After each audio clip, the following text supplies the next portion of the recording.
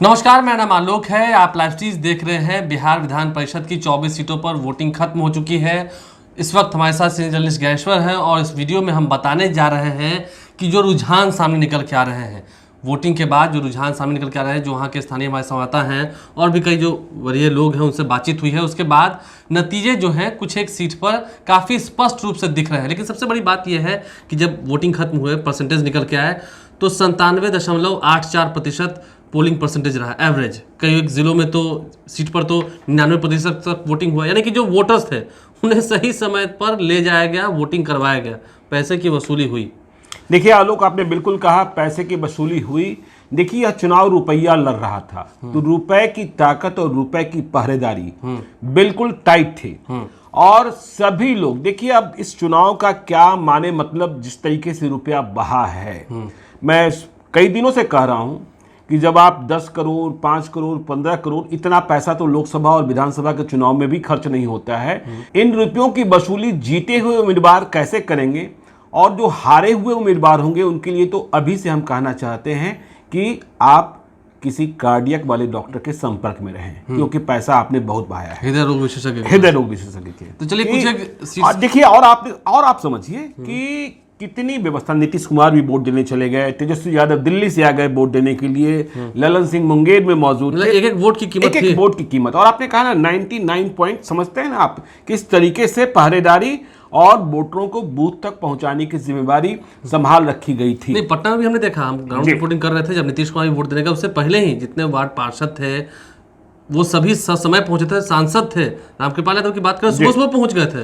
देखिए वोट की बात अब जिस रुझान की आप बात करने जा रहे हैं, देखिए जो लाइव सिटीज का नेटवर्क है और जो हमने और भी इनपुट्स हासिल किए हैं, जो भी हम आपको बताने जा रहे हैं वह समझिए कि देखिए यह चुनाव जो है ये प्रेफरेंशियल वोट का चुनाव है।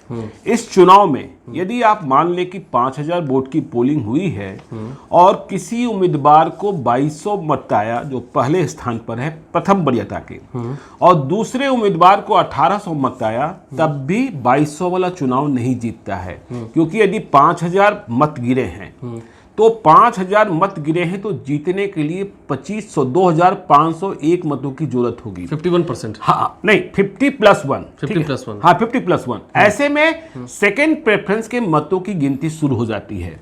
तो हमारा जो रुझान जो देखिए जो दिखाई पड़ता है, सेकेंड प्रायोरिटी में किसने किसको मत दिया यह कोई नहीं बताता है। तो यदि चुनाव में जिन क्षेत्रों का रुझान हम बताने जा रहे हैं, प्रथम वरीयता के मतों से नतीजे सामने नहीं आए और द्वितीय वरीयता के मतों की गिनती शुरू हुई, तो नतीजे प्रभावित भी हो सकते हैं। फर्स्ट प्रेफरेंस में आगे रहने वाले, कभी कभी ऐसा भी देखा जाता है कि सेकेंड प्रेफरेंस में जब वोटों की गिनती शुरू होती है तो वो चुनाव हार जाते हैं। तो ऐसा, तो इस तकनीक को समझने से बनता है जी। तो अब शुरू करते हैं हम हर सीट की बात। ज्यादातर सीटें हम लेंगे जी। भोजपुर की सीट से भोजपुर, आरा बक्सर घर बा कोनो बात के डर बा। देखिए आरा बक्सर घर बा कोनो बात का डर बा, तो यहाँ फिर से जो रुझान है, राधा चरण शाह जेडीयू के उम्मीदवार, जो 2015 में आरजेडी के उम्मीदवार थे, 2022 में जेडीयू के उम्मीदवार बने, वे चुनाव जीतते दिख रहे हैं। मतलब रुपया जो उन्होंने बहाया उसे उन्होंने वसूल कर लिया है। और जो सामने से लड़ रहे थे, रुपया उन्होंने भी बहाया था, लेकिन वे आज वोटिंग के दौरान उनके समर्थक कमजोर दिखे, कम दिखे, इसलिए यहां राधा चरण शाह की जीत तय दिखती है। चलिए अब आगे बढ़ते हैं, अन्य सीट की बात करेंगे, कौन वहां पर प्रभावी हो रहे हैं। नालंदा की बात करते हैं। नालंदा में रीना यादव बनाम बीरन यादव की लड़ाई थी। देखिए नालंदा नीतीश कुमार का जिला, और आपने देखा होगा कि दोपहर के बाद ही वहां आरजेडी उम्मीदवार में छटपटाहट शुरू हो गई थी। तो नालंदा में फिर से रीना यादव झंडा फहराती दिखाई पड़ रही है, जेडीयू की, मतलब एनडीए की। और रीना यादव बिहार विधान परिषद में फिर से पहुंचने जा रही हैं। जो नालंदा का इनपुट है वह इस बात की गवाही दे रहा है। आगे हम बढ़ते हैं एक ऐसा जिला जिसकी चर्चा पूरे बिहार में थी, जहां सबसे ज्यादा रुपया बहा। कल हम एक व्यक्ति से बात कर रहे थे इसी फोन पर, औपचारिक रूप से उन्होंने कहा कि आपको पता है 90,000 तक गया है, जिस बात की आप चर्चा कर रहे हैं। आप औरंगाबाद की चर्चा कर रहे हैं। औरंगाबाद, देखिए औरंगाबाद में जो चर्चा कर रहे हैं और जो कीमत सबसे अधिक बढ़ाई वो प्रखंड प्रमुख रहे हैं, जो चुनाव लड़ रहे हैं बीजेपी के नहीं थे, बीजेपी ने उन्हें अपने पास बुलाया और टिकट दिया। मतलब आप दिलीप सिंह की चर्चा कर रहे हैं, तो जितना अधिक पैसा उन्होंने बहाया उतना अधिक लाभ भी उन्होंने प्राप्त किया है और वे चुनाव जीतते हुए दिखाई पड़ रहे हैं। आरजेडी के उम्मीदवार अनुज सिंह जो 2015 में बीजेपी के उम्मीदवार थे गया में, वे औरंगाबाद में पिछड़ते दिखे हैं। दिलीप सिंह की जीत करीब करीब तय बताई जा रही है,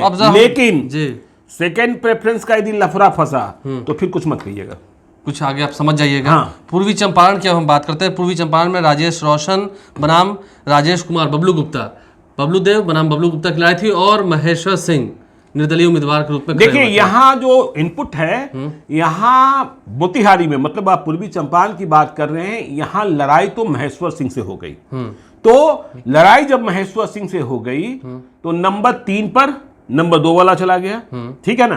तो यहाँ का जो रिजल्ट है ना वो चौंकाने वाला हो सकता है। देखिए अभी हम नहीं कह रहे हैं कि महेश्वर सिंह जीत रहे हैं कि बबलू गुप्ता जीत रहे हैं, लेकिन यहाँ का रिजल्ट आपको चौंका सकता है, समझे ना। दोनों ओर खुशी के गुलाल उड़ रहे हैं। मुजफ्फरपुर की बात करते हैं, दिनेश सिंह क्या फिर से तैयार हैं? मुजफ्फरपुर में देखिए 47 नहीं चल पाया और दिनेश प्रसाद सिंह जीत की लगातार बाजी जो लगा रहे हैं वो इस बार फिर बाजी लगा रहे हैं। और कहीं ऐसा न हो कि 2015 की तरह ही दिनेश कुमार सिंह मुजफ्फरपुर में फिर सबसे बड़े अंतराल से चुनाव जीते। देखिए यहाँ यह बात भी तय लग रहा है कि प्रथम वरीयता के मतों के बाद ही नतीजा सामने आ जाएगा। 2015 में भी जब मतों की गिनती चल रही थी तो सबसे पहले नतीजा मुजफ्फरपुर से ही आया था। तो यहाँ 47 अपना करिश्मा नहीं दिखा पाया है और जो चुनाव की तकनीक है और जो पहले की तैयारी, जो हम कहते रहे कि यह चुनाव ऐसा नहीं है कि आप अंतिम समय में आएंगे और जीत जाएंगे, तो यहाँ दिनेश प्रसाद सिंह की स्पष्ट जीत दिखाई पड़ रही है। वैशाली की बात करते हैं। वैशाली में क्योंकि कल देर रात को बड़ा खेल हुआ, चिराग पासवान का ऑडियो वायरल हो गया, लगता है उससे आरजेडी को मदद मिल पाई वैशाली में। देखिए चिराग पासवान के ऑडियो वायरल होने से वैशाली में इंपैक्ट क्या हुआ इसका अनुमान तो अभी हम नहीं लगा सकते हैं। सुबोध राय बनाम भूषण। देखिए चिराग पासवान वैशाली को अब प्रण के रूप में ले रहे हैं क्योंकि उन्हें पशुपति पारस अपने चाचा को शिकस्त देनी है। देखिएगा कहीं 2024 में चिराग पासवान हाजीपुर से ही चुनाव न लड़े अपने चाचा के खिलाफ ही। खैर चलिए अभी हम बात कर रहे हैं बिहार विधान परिषद के चुनाव की। तो पैसा का खेला यहां भी हुआ। कहा जा रहा है कि औरंगाबाद के बाद सबसे बड़ा खेला वैशाली में हो रहा था, लेकिन राघोपुर की सीट तेजस्वी यादव खुद गए थे वोट देने। यहाँ जो खबर है वो खबर है कि सब कुछ के बावजूद जो आरजेडी के उम्मीदवार सुबोध राय हैं ज्यादा मजबूत स्थिति में थे।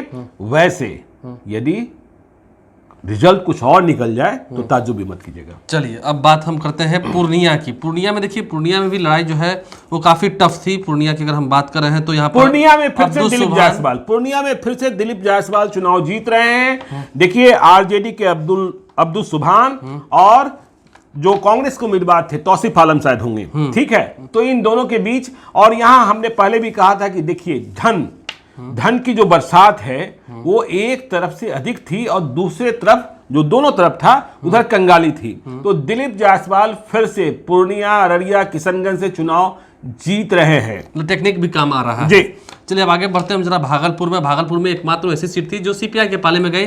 संजय यादव बनाम विजय सिंह की लड़ाई थी जेडीयू के उम्मीदवार। देखिए आरजेडी के वोट बैंक में बंटवारा हुआ है और पैसा बांटने में भी विजय सिंह आगे थे। देखिए संजय यादव दुआ सलाम पर अधिक भरोसा कर रहे थे तो इसका नुकसान हुआ है। और कहीं ऐसा न हो, जो संकेत मिल रहे हैं, क्योंकि वहां जो एनडीए के उम्मीदवार हैं जेडीयू के विजय कुमार सिंह, उधर ज्यादा उल्लास था, वे बाजी न मार लें। देखिए कटिहार की हम आगे बात करते हैं। कटिहार जिला कटिहार में फिर से अशोक अग्रवाल, कहीं कोई इफ डाउट नहीं है, मतलब जो रुझान बता रहे हैं। हाँ, जो रुझान बता रहे हैं कि फिर से जब मतों की गिनती होगी तो अशोक अग्रवाल ही वहां आपको जीतते हुए दिखाई पड़ेगा। सहरसा में नीरज कुमार सिंह की पत्नी बबलू की पत्नी नूतन सिंह फिर से बाजी मार सकती हैं। यहाँ भी जो स्पष्ट संकेत मिल रहे हैं, यानी कि यहाँ पर भी जो रुझान बता रहे हैं वो एनडीए के पक्ष में ही है। अंतिम सीट की हम बात करते हैं, चर्चा करते हैं, जिनमें रुझानों में स्पष्ट चीज दिख रहा है, स्पष्ट जिन्हें जीत दिख रही है, वो सीट है बेगूसराय। बेगूसराय में फिर से डॉक्टर रजनीश कुमार सिंह बीजेपी के उम्मीदवार जीतते हुए दिखाई पड़ रहे हैं। देखिए,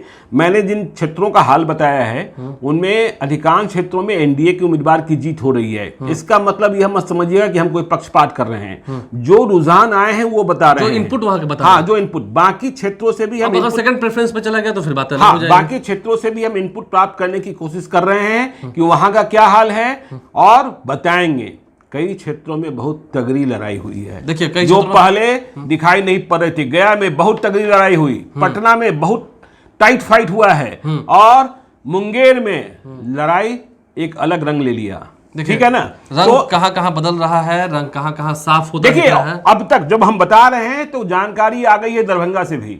दरभंगा में बीजेपी के सुनील चौधरी चुनाव जीत रहे हैं। रुझान तो यही बता रहे हैं, नोट रखिएगा। दरभंगा में सुनील चौधरी उनकी जीत मिलते हुई दिख रही है। देखिए, तो दरभंगा की सीट हो या फिर मधुबनी में बहुत हौच-पौच है। मधुबनी में बहुत हौच-पौच है।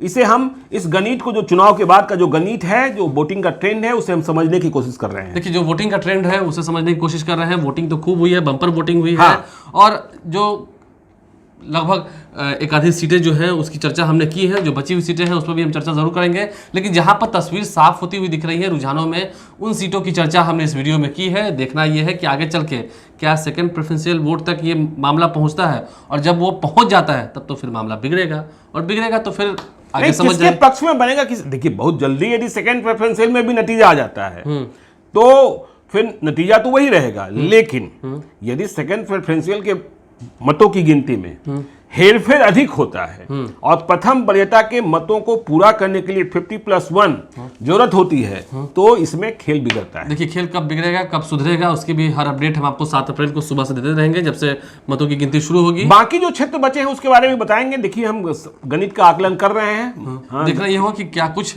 अंततः होता है, अंतोगत्वा किसके माथे पर विजय का तिलक लगता है, ये भी देखना होगा। हमारे चैनल को सब्सक्राइब कर लें, साथ साथ फेसबुक पेज भी लाइक करें। धन्यवाद।